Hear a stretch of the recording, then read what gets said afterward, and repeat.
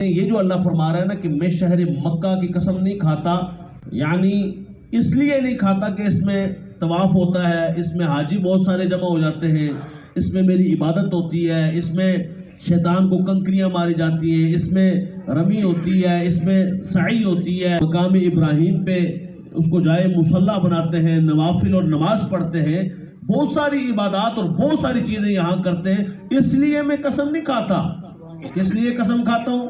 فرمایا انت محبوب تو انت حل بہذا البلد، تو اس شہر میں رہتا ہے، اس لیے اس شہر کا مقام اونچا ہو گیا، اس شہر کا مقام بلند ہو گیا۔ میں قسم کھاتا ہوں اس شہر مکہ کی، کیونکہ تو رہتا ہے۔ تو اس کا جو نتیجہ اور رزلٹ نکلا، علماء فرماتے ہیں رزلٹ یہ نکلا کہ جہاں مصطفیٰ رہے وہاں کی قسم اللہ کھاتا ہے۔ تو جب تک مکہ میں ہے تو مکہ کی قسم ہے، جب مدینہ میں تشریف لائے تو مدینہ کی قسم ہے۔ سبحان اللہ۔ لا اقسم بہذا البلد، تو یہاں مکہ مکرمہ کی بھی عزت بیان ہو گئی اور مصطفیٰ کے مدینے کی بھی ہو گئی کہ حضور وہاں بھی رہے یہاں بھی رہے۔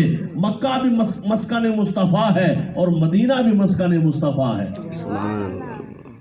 تو حضور جہاں رہے وہ اللہ تبارک و تعالیٰ کو جگہ پسند ہے۔ سبحان اللہ، سوچنے والی بات ہے، جس جگہ حضور رہے وہ جگہ حضور کو پسند ہے۔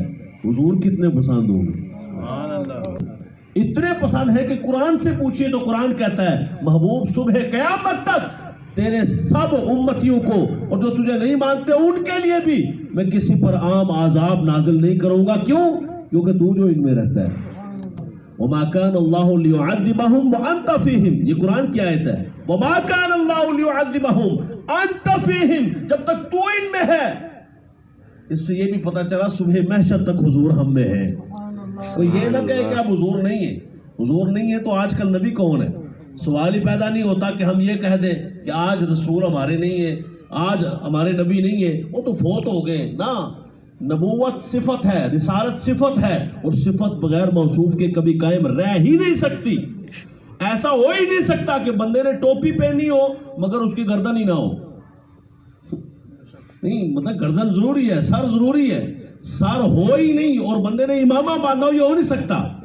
دیکھو ایک بندہ ہو اور اس کا نام ہے، وہ کہتا ہے عالم، عالم صفت ہے علم والا، اور بندہ جاہل ہو، اسے آتا ہی کچھ نہ ہو، ایسا ہو سکتا ہے؟ یعنی اگر صفت ہے تو موصوف کا ہونا ضروری ہے، صفت اور موصوف لازم و ملزوم ہے۔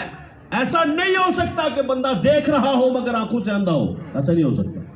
ایک بندہ پکڑ رہا ہو لیکن ہاتھوں سے معذور ہو، ایسا ہو ہی نہیں سکتا۔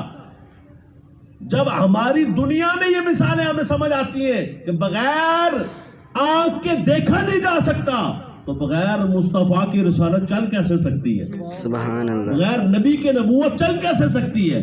اس لیے جب رسول ہے، رسالت ہے، تو مصطفیٰ جان رحمت خود رسول بھی موجود ہے، نبوت ہے تو خود نبی بھی موجود ہے۔ ہاں وہ صورت ہے، کس صورت میں ہے؟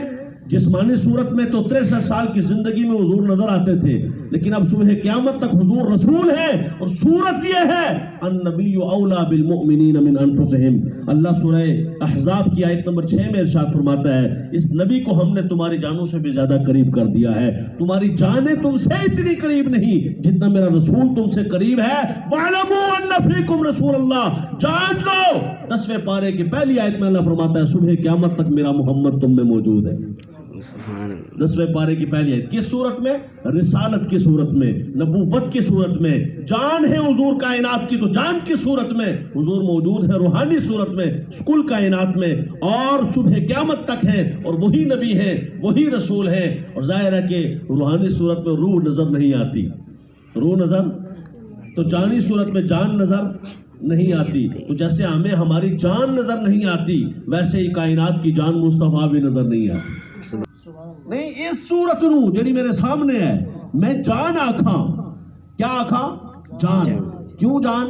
کیونکہ جان نظر نہیں آتی، جان نظر یہ اس صورت میں حضور ہیں، نظر نہیں۔ دیکھو اللہ بھی کسی صورت میں ہے نا، ظاہر کیا ظاہر صورت میں نظر آتا ہے اللہ، فرشتے بھی کسی صورت میں ہیں نا لیکن نظر آتے نہیں، حضور بھی کسی صورت میں ہے نا مگر نظر نہیں آتے۔